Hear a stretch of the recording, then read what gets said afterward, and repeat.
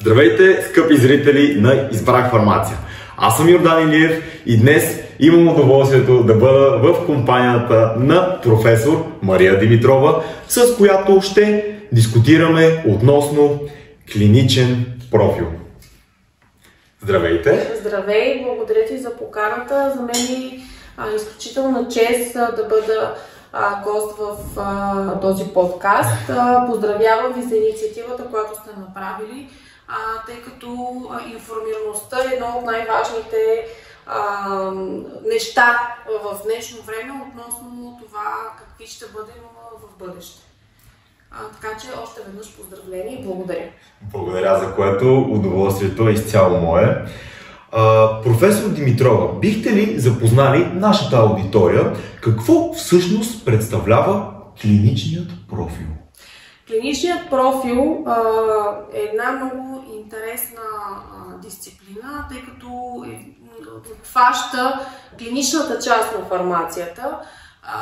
Т.е. тя е предназначена за тези бъдещи фармацевти, които биха имали желание да се развиват в посока мониториране, поддържане здравето на пациента в помощ на медицинските специалисти. Т.е. това са потенциални фармацевти, които могат да се реализират от една страна в лечебните заведения.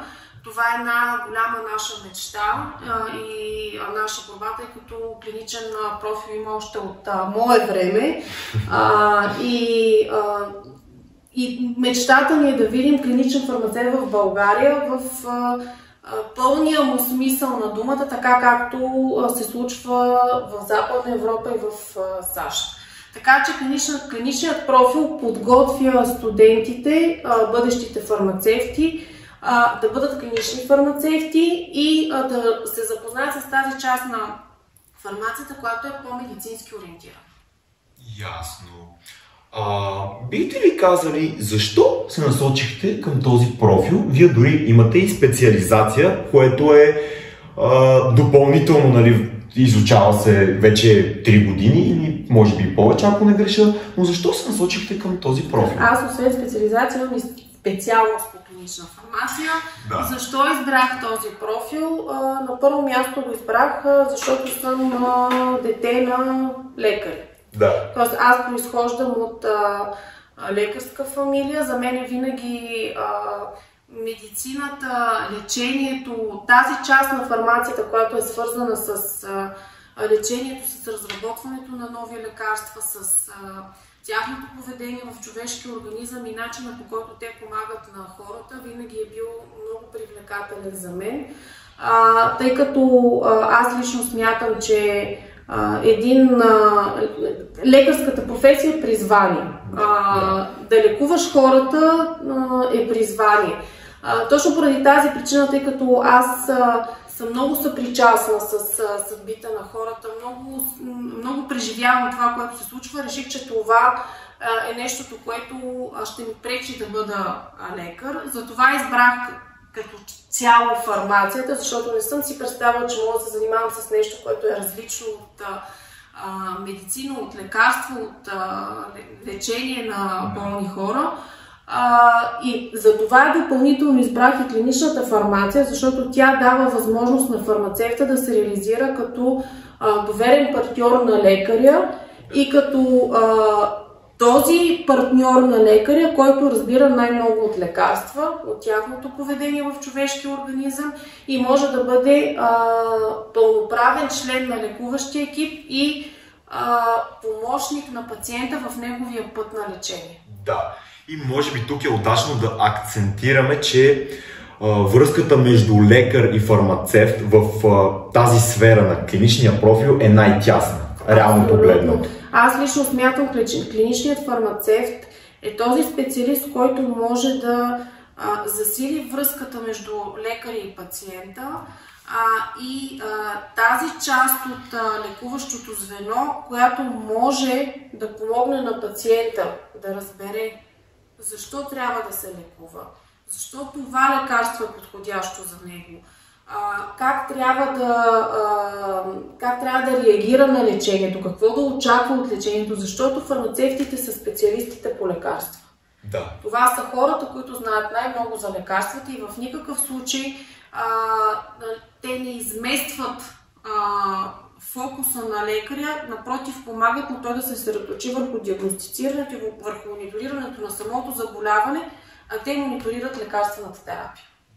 Да, чудесно. Да се върнем обаче към същността на нашата тема днес. Утежнява ли според вас допълнително клиничния профил живота на студента?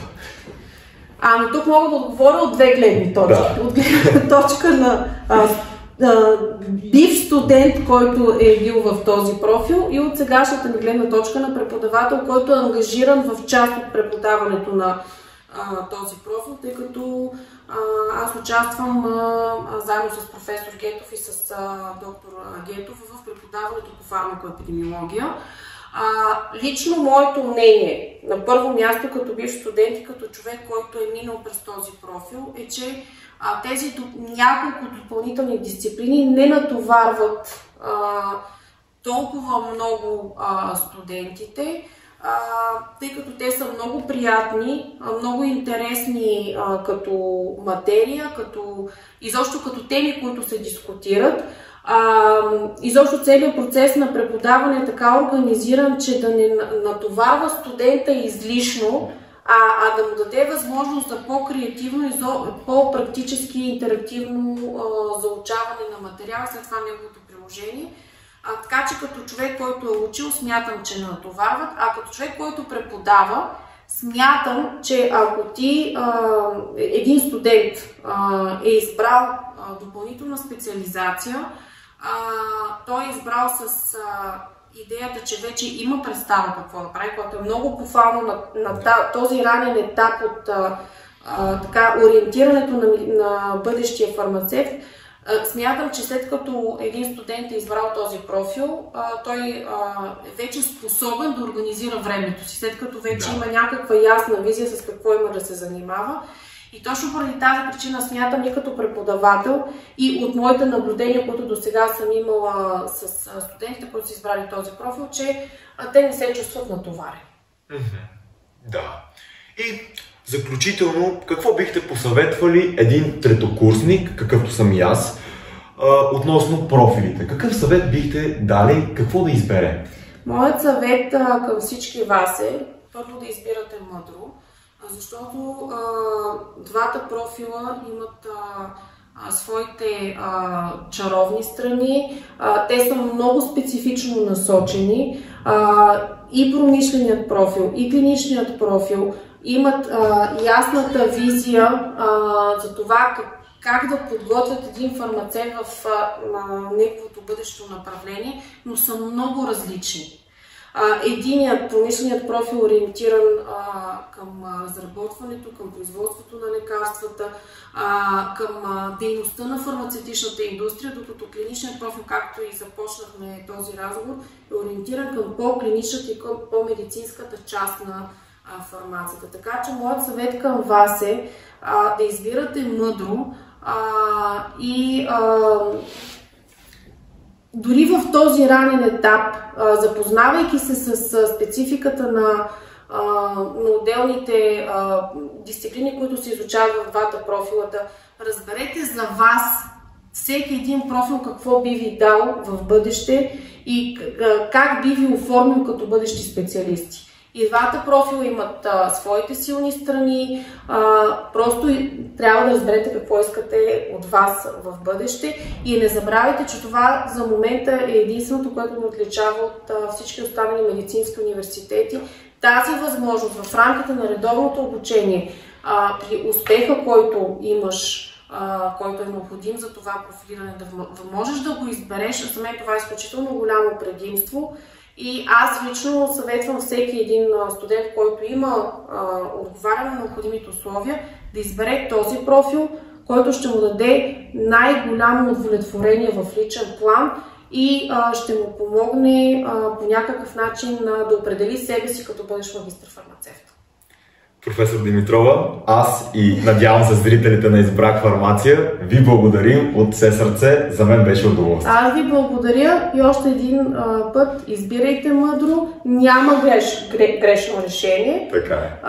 Всичко зависи от това какви искате да бъдете в бъдеще и тъй като сме в предколедна седмица, пожелавам на всички ви много здраве, много светли празници и се надявам коледния дух и светлината на Коледа да ви дадат ясна визия и ясна мисъл в избора, който ще направите след един месец. Разбира се. И ви пожелавам успехи на сесията. Благодаря за което. И аз благодаря.